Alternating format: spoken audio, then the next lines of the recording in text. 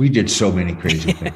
In the wild, rebellious era of the late 70s and early 80s, few bands pushed the boundaries of decency and showmanship like the Tubes. During our show, I stripped down completely naked and streaked the audience. Known for their outrageous live performances that blurred the lines between rock concert and performance art, the Tubes shows were legendary for their nudity, bondage, and sheer audacity. We weren't a band that just stood there and played. We wanted to incorporate art and incorporate costumes and visuals and sets, and we wanted it to be a whole experience. VRP Rock spoke with Waybill, the charismatic frontman of the Tubes, to delve into the chaos and controversy that surrounded their live shows. Back in the 70s, there was a kind of a fad going around called streaking, where people would get naked and streak, and like they would do it at baseball games. Yeah, spotting everything, yeah. And run across the field naked. And so we did a show and we called it the Streaker's Ball. And the idea was, if you came naked and you streaked the stage, you got in free. And we thought, oh, this is a good gimmick. You know, there probably won't be many people. Well, we had a line outside the door of maybe 100 people standing there naked in San Francisco. And the deal was, and they would have their clothes in a paper bag. So you had to go in, you had to streak the audience, and then you could put your clothes on. And of course, I did it twice. During our show, I stripped down completely naked and streaked the audience. The Tubes' performances often featured provocative themes, such as their infamous Mondo Bondage Show. And we did like a Mondo Bondage Show where every song was bondage, and every song was all leather and studs and belts and oh. Unsurprisingly, this push to be provocative led to frequent clashes with authorities, especially in conservative regions of America. Whoever it was, the city father or the city attorney or somebody would come to our show before, you know, at sound check during the day, and they'll go, okay, look, we've heard about your reputation. You can't do nudity in our city. And if you have nudity on your stage, we're going to fine you $10,000 and, you know, kick you out of town. And so we had a body stocking, a nude body stocking. You know what that is, right? Yeah, like a leotard, yeah. Nude leotard, and Prairie airbrushed tits on it. Tits and genitalia on the body stocking.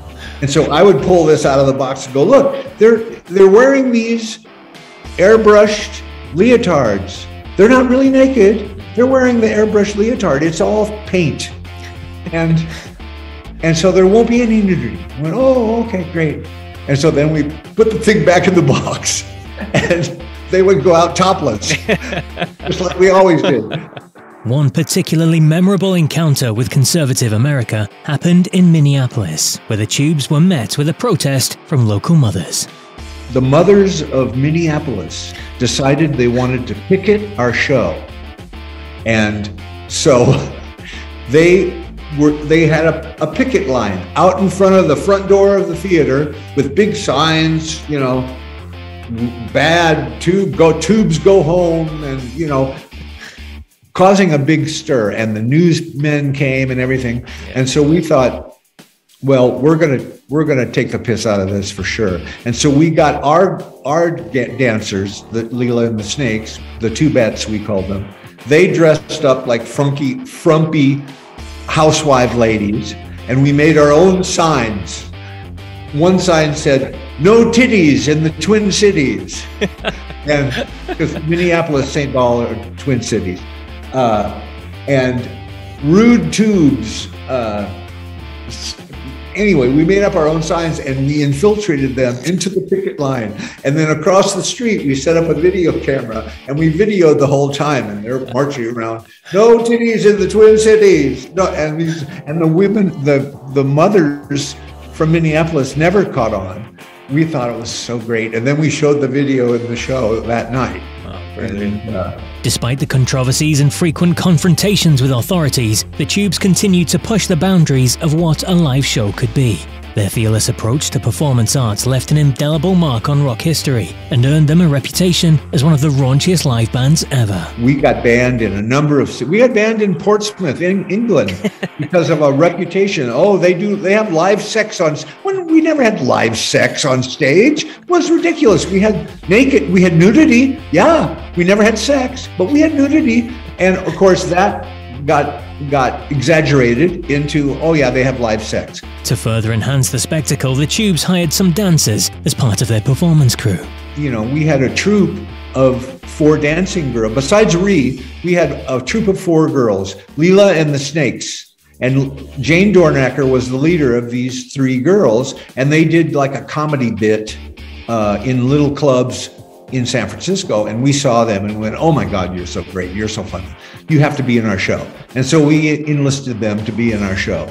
And 3 of the girls were strippers from Broadway. And so they thought nothing of being topless. And we used to do Tom Jones in It's Not Unusual, dancing with them topless. The Tubes' legacy is one of unbridled creativity, audacious performances, and a fearless willingness to challenge societal norms. Their shows were not just concerts, they were full-blown spectacles that left audiences in awe and authorities in a state of panic. Oh, it was so great. So many freakouts. I could go on and on and on. These stories offer a glimpse into a time when rock and roll was about more than just the music. It was about breaking the rules and having a damn good time doing it.